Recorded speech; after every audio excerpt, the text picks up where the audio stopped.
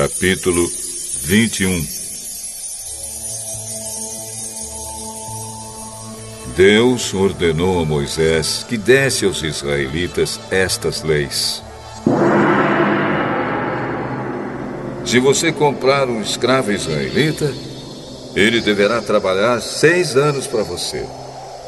Mas no 7º ano ele ficará livre, sem ter de pagar nada. Se ele era solteiro quando se tornou seu escravo, não levará a mulher quando for embora. Mas se era casado, então poderá levar a mulher. Se o dono do escravo lhe der uma mulher, e ela der à luz filhos e filhas, a mulher e os filhos serão do dono, e o escravo irá embora sozinho. Se o escravo disser que ama a sua mulher, seus filhos e o seu dono, e não quiser ser posto em liberdade, então o dono o levará ao lugar de adoração. Ali ele o encostará na porta ou no batente da porta e furará a orelha dele com um furador. Então ele será seu escravo por toda a vida. Se um homem vender a sua filha para ser escrava, ela não ficará livre como ficam os escravos do sexo masculino. Se um homem a comprar e disser que quer casar com ela, mas depois não gostar dela, ele terá de vendê-la novamente ao pai dela. O seu dono não poderá vendê-la a estrangeiros, pois ele não agiu direito com ela.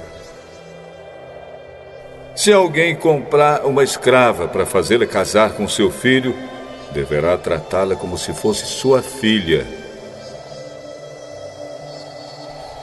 Se um homem casar com uma segunda mulher, deverá continuar a dar à primeira a mesma quantidade de alimentos e de roupas, e os mesmos direitos que ela possuía antes.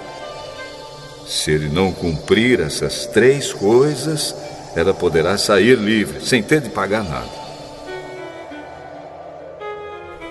Deverá ser morto todo aquele que ferir uma pessoa de modo que ela morra. Porém, se foi apenas um acidente, não tendo havido intenção de matar, então aquele que matou deverá fugir para um lugar que eu escolherei, e ali ele ficará livre. Mas, se um homem ficar com raiva e matar outro de propósito, deverá ser morto, ainda que ele tenha fugido para o meu altar a fim de se salvar. Quem bater no pai ou na mãe será morto. Quem levar à força uma pessoa para vendê-la, ou para ficar com ela como escrava, será morto. Quem amaldiçoar o pai ou a mãe, será morto. Se durante uma briga um homem ferir o outro com uma pedra ou com um soco, ele não será castigado, se aquele que foi ferido não morrer. Mas, se este ficar de cama e mais tarde se levantar e começar a andar fora da casa com a ajuda de uma bengala, então aquele que o feriu terá de pagar o tempo que o outro perdeu e também as despesas do tratamento. Se alguém ferir a pauladas o seu escravo e ele morrer na hora, o que bateu será castigado. Mas, se o escravo morrer, só 1 ou 2 dias depois, o dono não será castigado, pois a perda do escravo já é um castigo para o dono. Essa lei vale também para as escravas. Se alguns homens estiverem brigando e ferirem uma mulher grávida, e por causa disso ela perder a criança, mas sem maior prejuízo para a sua saúde, aquele que a feriu será obrigado a pagar o que o marido dela exigir, de acordo com o que os juízes decidirem. Mas, se a mulher for ferida gravemente, o castigo será vida por vida, olho por olho, dente por dente, mão por mão, pé por pé, queimadura por queimadura, ferimento por ferimento, machucadura por machucadura.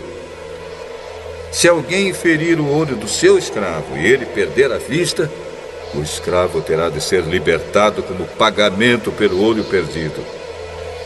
E se alguém quebrar um dente do seu escravo, ele terá de ser libertado como pagamento pelo dente.